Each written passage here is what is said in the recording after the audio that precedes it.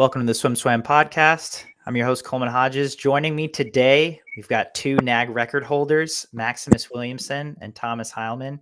Thanks so much for joining me today, guys. How's it going? It's going pretty well. Thank you for having us. Yeah, it's going well. Thank you.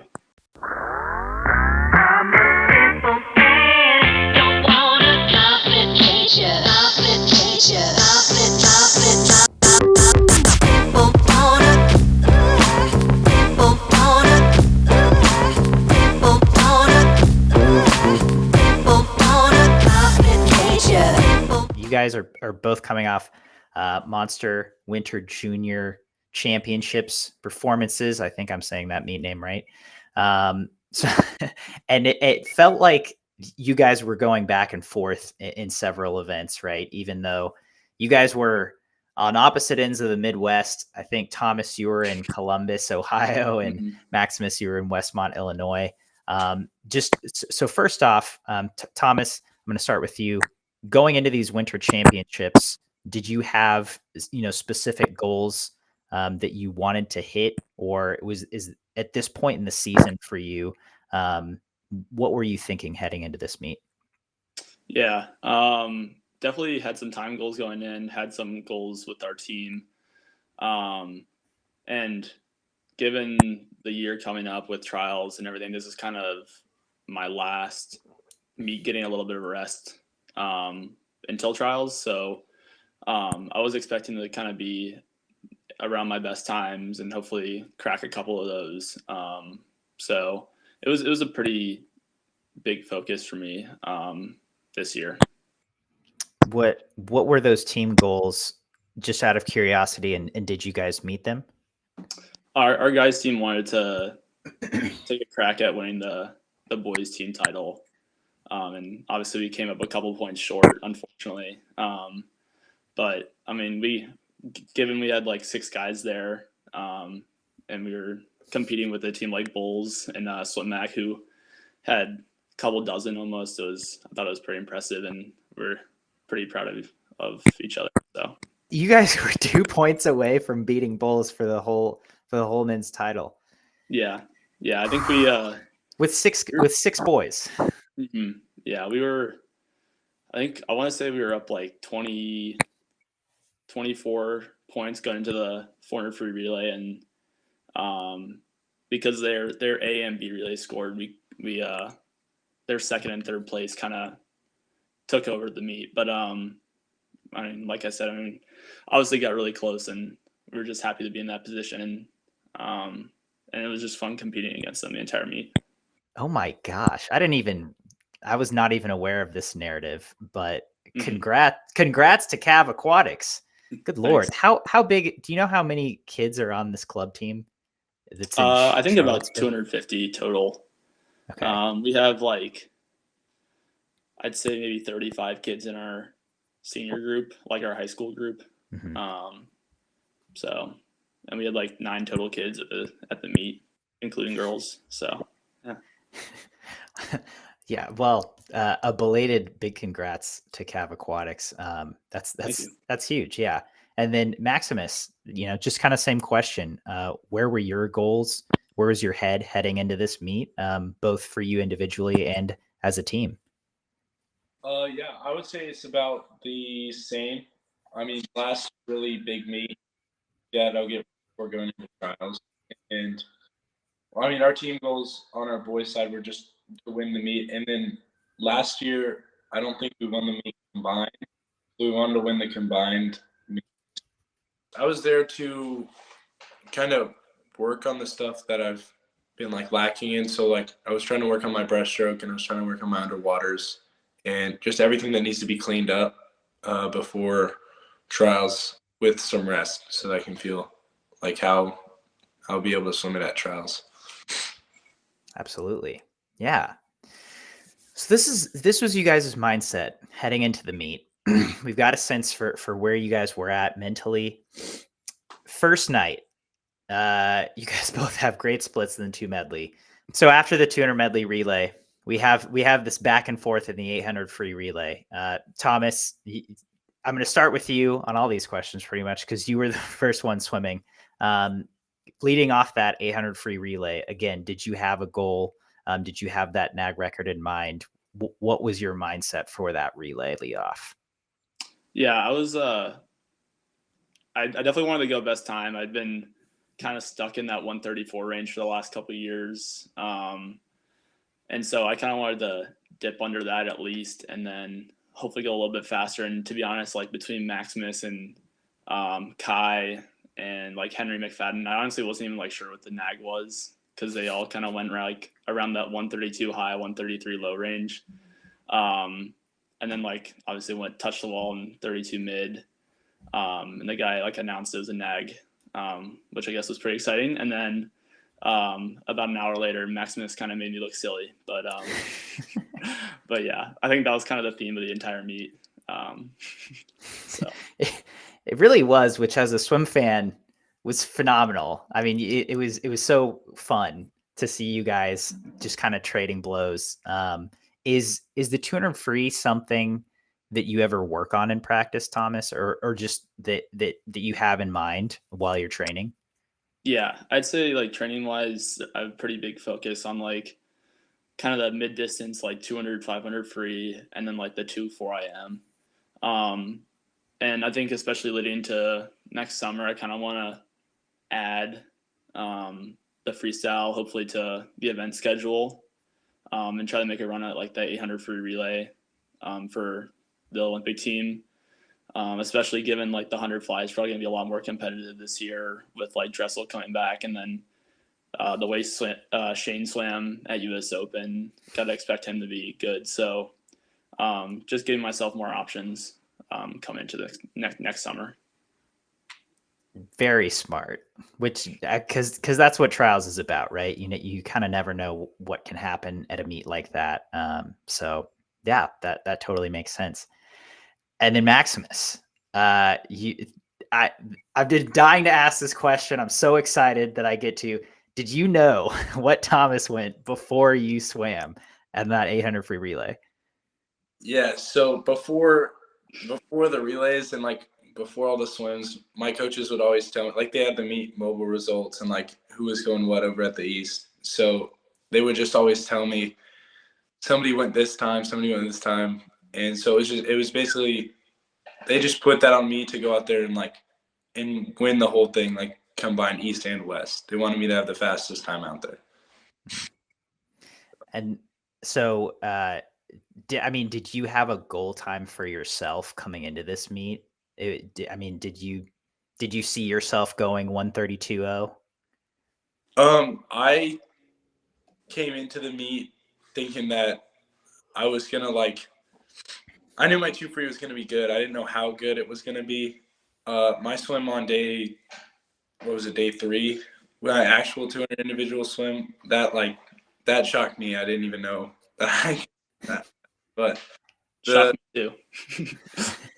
when I pulled up like the results after that, I was like, holy crap! Like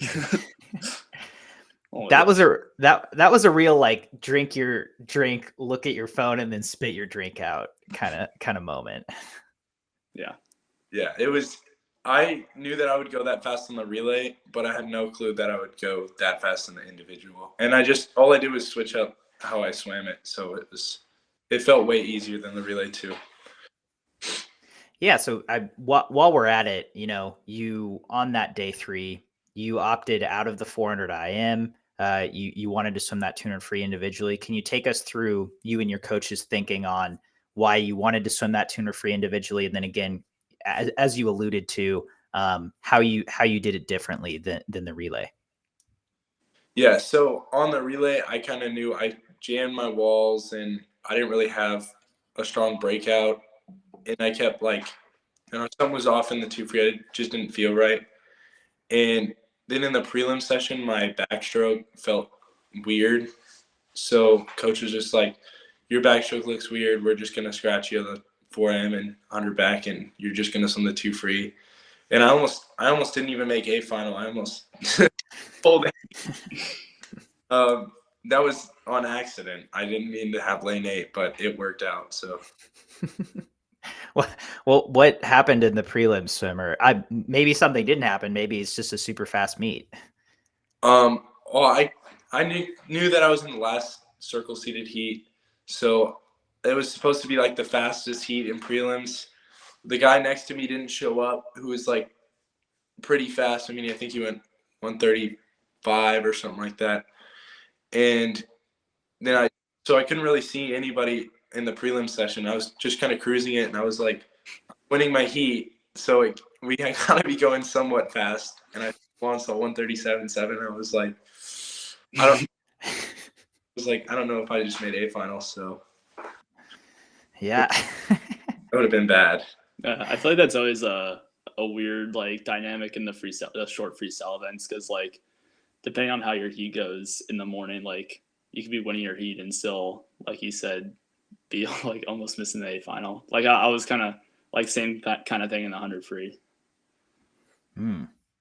I yeah, I feel like prelims can be tricky like that. I'm also just kind of curious how you guys gauged or felt about getting to swim the 50 free at this meet, because you both did, and it seems like it went pretty well for both of you. But is that something that is harder to gauge for you, or like how do you know when you're swimming a good 50 free? I have no idea, to be honest. I don't really train the 50. Like we do power workouts sometimes, and like we'll do VO2 sets, which kind of probably more work on like the 100 and 200. So we get a little bit of like that kind of training in, but I mean, I kind of just if I'm swimming the 50, I'm sprinting it, just trying to rip, and so same kind of thing with the 200 free. Like I'd kind of been stuck in that 19 mid high range for a little bit last couple of years, and I think just racing Luca, who had a crazy swim, kind of just helped me. He kind of just like dragged me along with him, I guess, in a way. And I don't know, I thought I was capable of going that fast, but just since it had been so long since I've had like a major drop in that, I just didn't really know. Yeah. Maximus? That 19.0 from the East was ridiculous. 19.0, that's so fast for an 1800. That's crazy. Yeah, I mean, I don't really train the 50 either. Kind of like Thomas, I just work on my 100, 200, 500. So it'll get there, but the 50 is just so weird to me.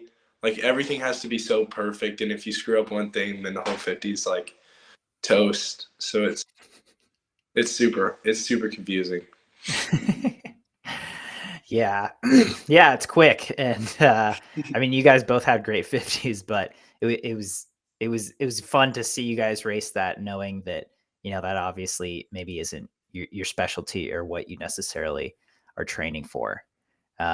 So going to the other events of that day 2 of winters, you guys obviously both swam the 200 IM. It gave shades of that 800 free relay, right? You guys kind of one-upped each other again.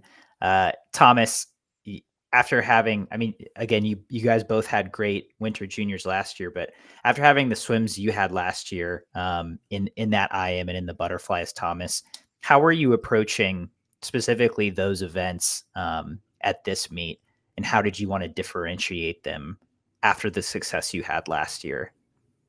Well, specifically for the IM, put a pretty big emphasis on the middle 100 to 200 IM, the back and the breast. And I thought I made pretty big improvements, especially in breaststroke, from last winter. And then going into the race, like, I don't know, I think I may have taken it out a little bit too fast on the fly, or maybe on the backstroke a little bit, and kind of paid the price for that on the back half. But I mean, still going at best time when probably not swimming it exactly how I wanted to. I thought was still good. And then going into the rest of the meet, like on my flies, I think I was a little off on my turns. Short axis on the fly the entire meet, which, I mean, in a normal year maybe would be a little bit disappointed about it, but with the larger emphasis on long course this season, it's not as big of a deal, I feel like. And still, again, going like right around or a little bit faster than my best times from last year, I think puts me in a good place moving forward. Absolutely. You hear that, Maximus? He could have gone faster in the 2 IM. So, just food for thought. Yeah. We'll get better at Virginia. Yeah. That's right. Which we're gonna discuss here in a little bit. But Maximus, take me through your 2 IM. Was this another situation where you knew what Thomas had gone? And again, how did you want this race to be different for you than last year? Yeah, so same thing as prior. My coaches have told me what everybody went over at the East, what won the East. And then I was just trying to work on my backstroke underwaters instead of trying to swim backstroke like I normally do, just work on my underwaters. And my underwaters have gotten a little bit better since last juniors. So I think that's where I really dropped time in this year was my underwaters. And they really try to get me to work on my breaststroke. So my tired breaststroke is way different than my like rested breaststroke. So, and then my fly, they told me to take it out, which I normally don't do. I normally cruise the butterfly, and then I have 150 fast. So I took out the butterfly, and my legs were kind of dying the last 50. 21.7, just for context. Yeah, it was pretty hard. Yeah, you were out in 46.1 at the 100. That's moving. But Maximus, you were 141.1. Thomas was 141.3, both exceedingly elite 2 IM. So congrats to you guys both on that one. Thank you. And then as you guys moved through the meet, you both got the opportunity to swim some different events. I think you swam the 2 breast, Maximus, if I have that right. And then Thomas, you were in the 1 breast. We saw you guys in some different events that kind of aren't those primary events.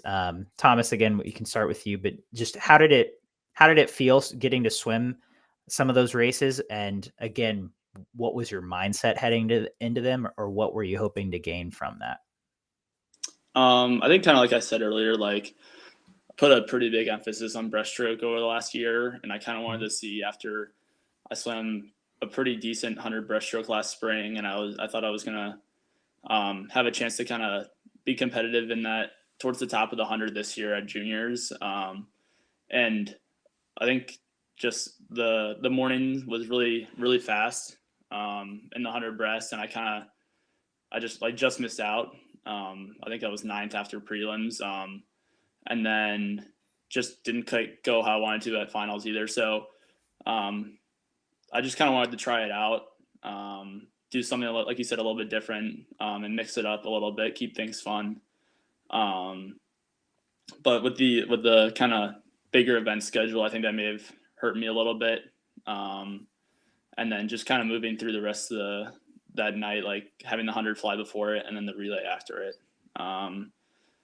Just kind of, I was trying to find a way to kind of make it through that session, and probably hurt me a little bit throughout it. So it correct me if I'm wrong, but I think both of you had bigger event schedules at this year than last year. But it's like 2 individuals a day plus relays. Like that's 5 swims a day. People might not realize that's a lot. I'm looking at these East results of the men's 100 breast. There were 10 guys who went 53, or I mean, there was one of those went 52. Mm-hmm. That is so fast. Going into prelims, I was seated, I want to say 4th with like a 54.2. And so it ended up being like 10 guys or so going 53. So yeah. That's insane to me. And these are teenagers, but and again, over to you, Maximus. Just kind of same thing. What were you shooting for in these events that you don't swim all the time at maybe a championship meet?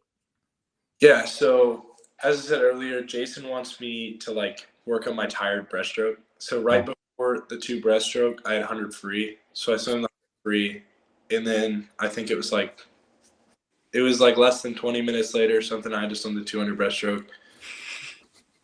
Oh, the last period, my stroke was like falling apart, and I couldn't. I was just out there to race and have fun, but I wanted to win that so bad.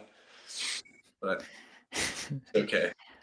Well, the shout out to Jake Eccleston, 152.9 is moving. Yeah.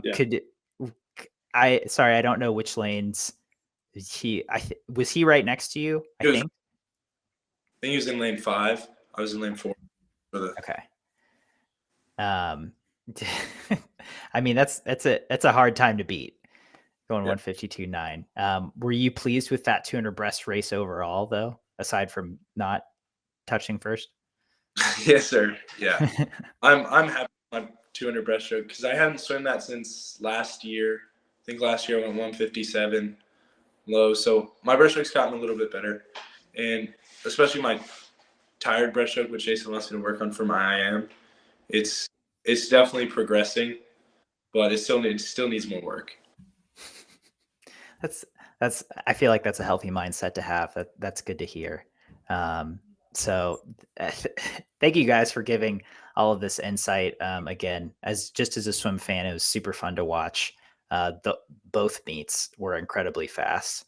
And you mentioned it earlier, you guys are both going to Virginia in a year and a half. So you got some time, but again, just we haven't talked to you since you guys made the big announcement. You guys are our number 1 and number 2 recruits for the class of 2025. So once again, Thomas, we can start with you, but just take me through what went into that decision and what ultimately made Virginia the right call for you. Yeah. I guess as a whole group, the seven of us that are committed right now, we kind of went through our own processes and kind of all eventually came to the realization that UVA was the best option for us. And kind of one by one over the course of maybe 2 or 3 weeks, people started to make their official commitments. And I think me and Maximus were two of the last 3 to commit out of that group of 7. And the first few guys waited for us and really made it special for us when we eventually all announced together, which was really fun for all of us. We were like texting back and forth and everything. And eventually when we posted together, it was just really special, I think, for all of us. And we really wanted to make a big impression on the NCAA swimming and try to kind of shift the momentum a little bit and kind of just change things up a little bit, because obviously it's pretty typical that like Cal and Texas are towards the top, and we just wanted to go to a place where the guys haven't done anything like that in a top 2 finish ever, and we want to try to help the guys that are already there who are working hard and have built the culture up and try to help them kind of take it to that next step. Yeah.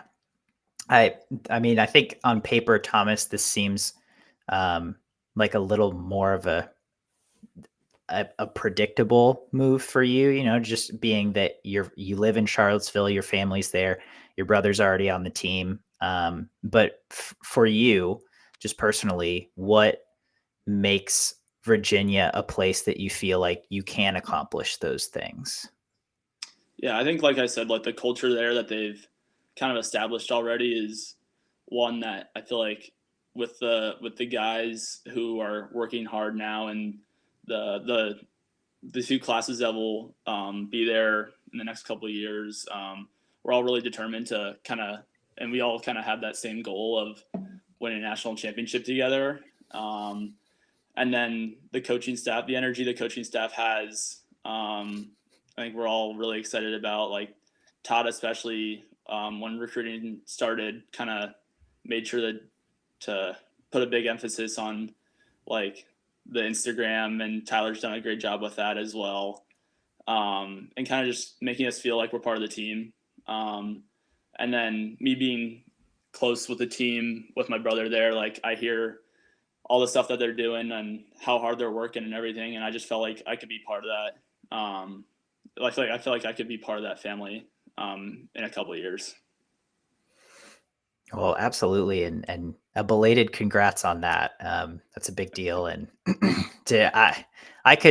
I'm down with Charlottesville because I've been to Brazos Tacos, and that's one of my favorite establishments in the country. So I get it. I'd go there just for that. There. And then, of course, the academic education that we'll be getting is top notch in the country, and will set me up hopefully for the rest of my life after swimming too. That was another thing that kind of added, just an added bonus, I guess. Thank you for saying that, because it's really not an added bonus. Like, that is the no, yeah. You know, it's I know that's on me. That's my bad. It's like the education should be a bit of a bigger emphasis than maybe, I mean, we're a swimming website, but I say added bonus just because, I mean, going through the process, like there's a bunch of good swim teams. And so when I found the swim team that I like both best, and having the academics to back it up really made that, like, the decision a little bit easier for me. Absolutely. Yeah, that makes sense. And again, thank you for throwing that part in as well. Maximus, same thing. Can you take us through your process, and ultimately what made UVA the right decision for you? Yeah, so I went into the recruiting process like completely open-minded. I mean, I think I only started with about 10 schools. I only really said about 10 schools, like 10 of the top schools. Mm-hmm. And then I kind of just narrowed it down from there, and I only took 3 recruiting trips. So I took less than some people. I think, yeah, normally people would take 4 or 5 but I only wanted to take 3. And we kind of picked and choose, like, pros and cons of each school's, like what would have an advantage, what would not have an advantage, and just a list of everything that you would do before picking a college. And I kind of just sat over the list and was like, well, either way, there's going to be pros and cons to either school, and you have to go with what feels best. And so I went on my recruiting trip to Virginia.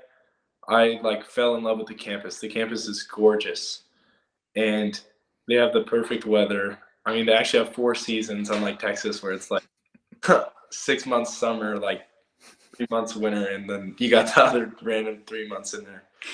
But it's in the team itself. I've never seen a combined program work so well together than UVA has, and energy that Todd and Tyler bring is just, it's crazy. And like, I don't think anything could go wrong at Virginia. And especially with the training group that we're going to have going into Virginia, we're all going to be so much faster just because we push each other. And the group of boys that are already there and the group of boys that are coming in, they're just going to make each other better every day. And I think that's what I kind of fell in love with. Yeah. I mean, that's, once again, congrats to you as well. That's a big deal. And obviously in the swimming community, in the swim community, we're very excited for both of you guys. And thank you for making that announcement as big of a deal as it was, because you guys accomplished your goal. And I think by coordinating that and doing it all together, it did make a ripple effect. And I think that sets the stage for maybe some future classes to do the same thing. And I think as a whole, it makes our sport better and more exciting. So kudos to you guys. Thank you. Absolutely. Yeah, we're just trying to make your job easy. So, well, you're doing a great job at that so far. So Thomas, Maximus, I really appreciate you guys taking the time to sit down and chat. It was great to catch up with you. Congrats on the year you've had, and I hope your 2024 goes just as well. Thank you. Yeah, thanks for having us. Sure. Absolutely. You've been listening to the Swim Swam podcast. Stay tuned for new episodes every week. You can take Swim Swam podcast on the go by subscribing on your favorite podcast platform. Look for links in the description below, and be sure to subscribe to our YouTube channel for more videos as well.